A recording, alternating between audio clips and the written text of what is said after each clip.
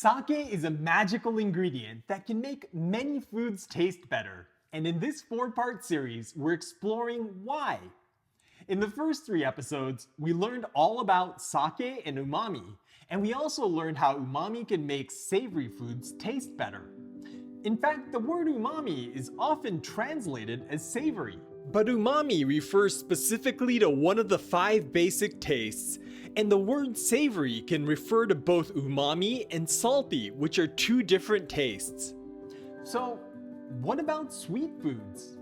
To understand how the taste of umami relates to sweet foods, let's have a look at some common ingredients used in sweets. Chocolate, for example, contains high concentrations of glutamic acid and aspartic acid, which are both compounds that create the taste of umami. Sweetened condensed milk is another one, and while these may not be quite as rich in umami as meat, they certainly have more than mushrooms or vegetables. Similarly, you can find high concentrations of glutamic acid in finished desserts like cake, pie, and ice cream. This data doesn't establish a causal relationship between the deliciousness of desserts and umami, but given what we know about this crave-worthy taste, and the fact that the ingredients selected for desserts tend to be loaded with glutamic acid, it's not much of a stretch to see that the 2 could be related. To test out this theory, I've decided to conduct a very unscientific experiment.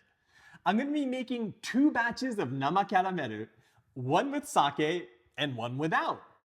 生キャラメルliterally means raw caramel in Japanese, and it's a reference to the high percentage of cream that's added, which gives it its trademark melt-in-your-mouth texture. Before we start cooking, I want to try out a few of these sakes sent over by the sponsor for this series, Hakutsuru. I've got a bottle of their junmai here, which I'm going to go ahead and pour myself a glass of. And if you remember from the last episode in this series, this has a mill ratio of 70%, which means it contains more protein, which also means it's got more amino acids. This definitely has the umami, and I'm sure it'll work, but I'm not going to be putting any vanilla in my caramel, and I think I want something with a bit more aroma. So let's move on to the Hakutsuru Sayuri Ginjo. This one's got a higher mill ratio of 50%, which means it's gonna have a little less umami, but it's also gonna have more fragrance and aroma. That's got a crisp, fruity flavor, and this could be a really nice contrast for a caramel. But I'm tasting a lot less umami than in the junmai, so I think I'd rather pair the caramel with this than use it as an ingredient. The last one I have here is Hakutsuru Sayuri, which is a nigori sake that's only been partially filtered. This should make it nice and creamy, so I'm gonna shake it up here to make sure I get it nice and mixed. Ooh, that's got a sweet floral aroma and a rich nutty taste that I think is gonna work beautifully with our caramel. And it's got a 70% mill ratio, so it's got plenty of umami. Let's go with this one and have a look at our other ingredients. I've got 120 grams of sugar, 3 tablespoons of water, a half cup of heavy cream, 2 tablespoons of unsalted butter, 1 tablespoon of sayuri, and a pinch of salt. The first thing I'm gonna do is line a 5-inch square pan with parchment paper. I like using one with a removable bottom like this because it makes it really easy to shape the paper to fit. Just fold the sides up and over the base to get the outline of the pan. Then I'm gonna cut slits into all 4 corners of the parchment paper. This should make it drop right into the mold like this. To get the caramel started, I'm gonna add the water to a medium-sized stainless steel saucepan, and then I'm gonna add the sugar in a mound in the center of the pan. Then I'm gonna cover this with a lid and get it over to the stove. I'm gonna turn the heat on to high, bring it to a boil, and let it cook until the sugar is fully dissolved. This prevents crystallization, which is the trickiest part of making caramel, and it avoids the need to add an invert sugar like corn syrup or honey.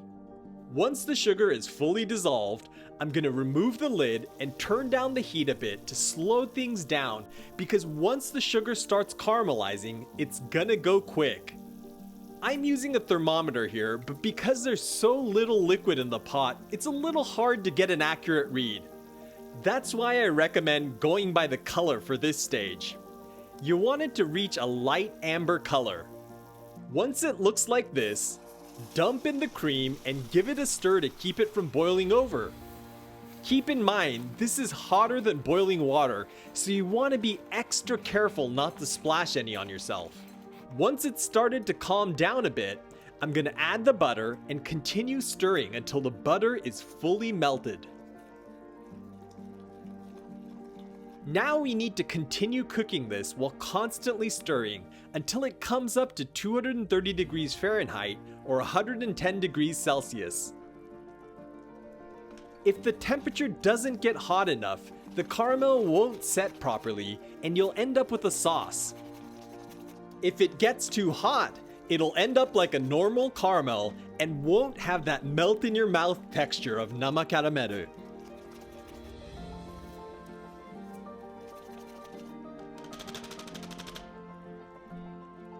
Okay, this is looking good, so I'm gonna turn off the heat and then add the sayuri.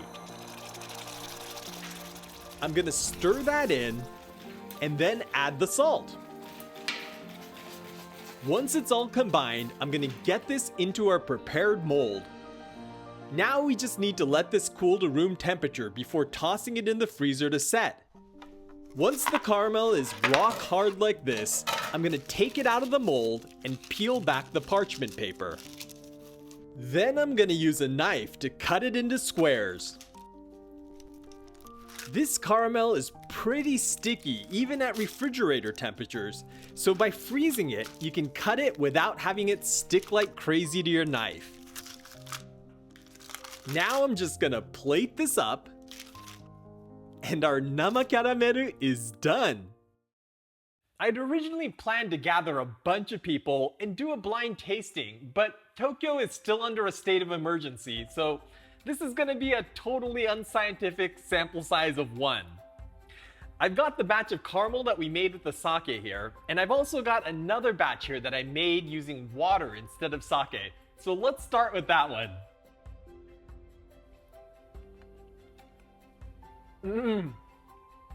The cream is on full display here, and it just kind of melts into a pool of sweet deliciousness in your mouth. There's absolutely nothing wrong with this one, but I want to try out the one with the sake. Oh wow.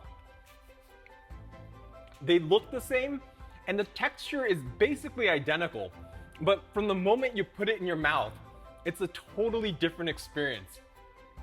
First of all, the butter is like amped up to 11, and even the taste of the caramelized sugar feels like it's enhanced somehow. And then, as it's melting, you get that fruity aroma of the sake, and I think some of the sake leaves themselves may have kind of caramelized a bit because you get this really nice nutty complexity in there. And at the end, you get this kind of sweet, lingering umami that just puts a smile on my face. Okay, so I'm pretty much sold on the idea that sake makes sweets taste better, and I think I'm gonna be using sake a lot more in my sweets. But don't take my word for it. Go give this a try yourselves, and let me know what you think in the comments down below. Well, that wraps up this series, but I hope you're able to learn some new things that'll help you become a better cook. If you'd like to see more videos like this, be sure to give this a big thumbs up and let me know what you think in the comments down below. Oh, and if you haven't already, don't forget to hit that subscribe button and ring that notification bell so you don't miss out.